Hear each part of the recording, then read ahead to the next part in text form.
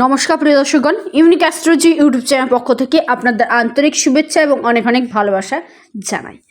আগামীকাল বুধবার স্বয়ং সিদ্ধিদাতা গণেশের আশীর্বাদে এই 5টি রাশির লটারির ক্ষেত্রে গাঢ় ও প্রবল প্রাপ্তির যোগ সৃষ্টি হয়েছে। সেই 5টি রাশি কোন কোন রাশি তা আমি আজকের ভিডিওতেই বিস্তারিতভাবে আলোচনা করব। তা জানতে অবশ্যই ভিডিওটি প্রথম থেকে শুরু করে শেষ পর্যন্ত দেখুন। যারা নতুন রয়েছেন চ্যানেলটিকে সাবস্ক্রাইব করুন, ভিডিওটিকে লাইক করুন এবং পাশে থাকা বেল আইকনটি অল করে রাখুন, যাতে প্রতিনিয়ত ভিডিওগুলির নোটিফিকেশন সর্বপ্রথম আপনার কাছে পৌঁছে যায় এবং আপনি ভিডিওটি দেখার সুযোগ পেয়ে উপকৃত হয়ে থাকেন। এবং ভিডিওটিকে প্রচুর পরিমাণে শেয়ার করুন, যাতে প্রত্যেকেই ভিডিওটি দেখার সুযোগ পেয়ে উপকৃত হয়ে থাকে। এবং কমেন্ট করুন জয় সিদ্ধিদাতা গণেশের জয়, জয় সিদ্ধিদাতা গণেশের জয়, জয় সিদ্ধিদাতা গণেশের জয়। আগামীকাল বুধবার আপনাদের ক্ষেত্রে যে রাহুকাল অর্থাৎ খারাপ সময়টি রয়েছে, যে সময়টিতে কোনো শুভ কাজ, শুভ অনুষ্ঠান, ধর্মীয় যাত্রা করা, আধ্যাত্মিক কাজ করা বা যেগুলি আপনার ক্ষেত্রে লাভজনক, প্রফিটদায়ক, সেই সকল প্রকার কাজ করা উচিত নয়, সেই অশুভ সময়টির কথা আমি জানাবো। অবশ্যই আপনারা লক্ষ্য রাখবেন এবং আপনাদের ক্ষেত্রে যে শুভ সময়গুলি রয়েছে সেই শুভ সময়গুলির কথাও আমি বিস্তারিতভাবে আলোচনা করব, যা আপনাদের সামনে তুলে ধরবো। তো এবার জানা যাক রাহুকাল অর্থাৎ খারাপ সময়। আগামীকাল রাহুকাল সময়টি শুরু হচ্ছে বেলা 12টা 34 মিনিট থেকে শুরু করে দুপুর 2টো পর্যন্ত। এই সময়টিতে অবশ্যই আপনারা একান্তই লক্ষ্য রাখুন, কারণ রাহু আমাদের যেমন এক হাত দিয়ে অর্থ দেয়, ঠিক তেমন আর এক হাত দিয়ে অর্থ কিন্তু কেড়ে নেয়। আপনি যখন রাহুর কথা অনুযায়ী চলবেন, রাহু আপনাকে কিন্তু তার রাজ্যপাঠ তুলে দেবে, কিন্তু যখন আপনি রাহুর বিপরীতে যাওয়ার চেষ্টা করবেন, ঠিক তেমনই তখনই রাহু কিন্তু আপনাকে বিপদে ফেলবে। রাহু হঠাৎ করে আপনাকে কোটিপতি করবে এবং হঠাৎ করে আপনাকে কিন্তু হতদরিদ্র বা দরিদ্র করে তুলবে। সেই রাহু আপনার জন্মছকে, আপনার কুণ্ডলিতে, আপনার হস্তরেখে কেমন রয়েছে তা কিন্তু একান্তই দেখা দরকার। পাশাপাশি শুক্র, বুধ, শনি আকস্মিক প্রাপ্তির ক্ষেত্রে এই গ্রহগুলি কিন্তু মাস্ট ভালো থাকা দরকার।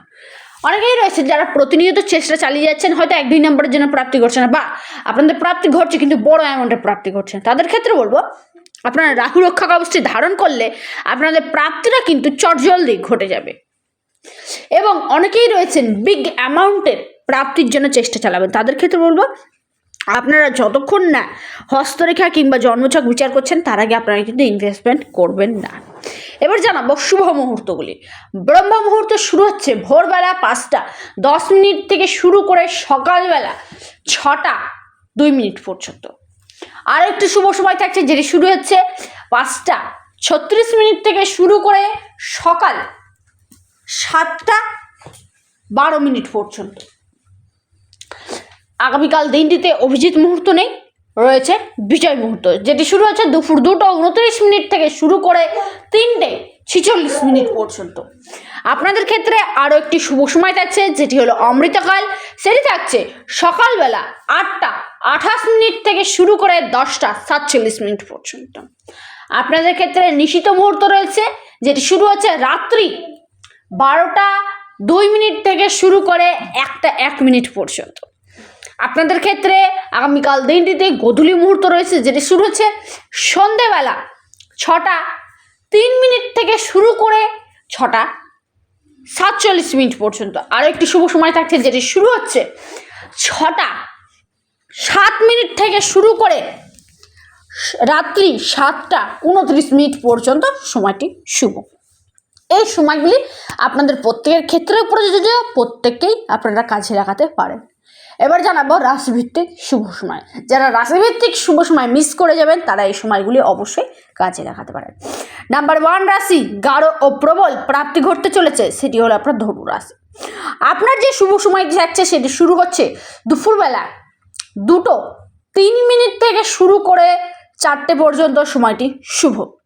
তারপরের রাশি সেটি কন্যা রাশি, শুভ সময় সকালবেলা 10টা 15 মিনিট থেকে শুরু করে 11টা 27 মিনিট পর্যন্ত শুভ।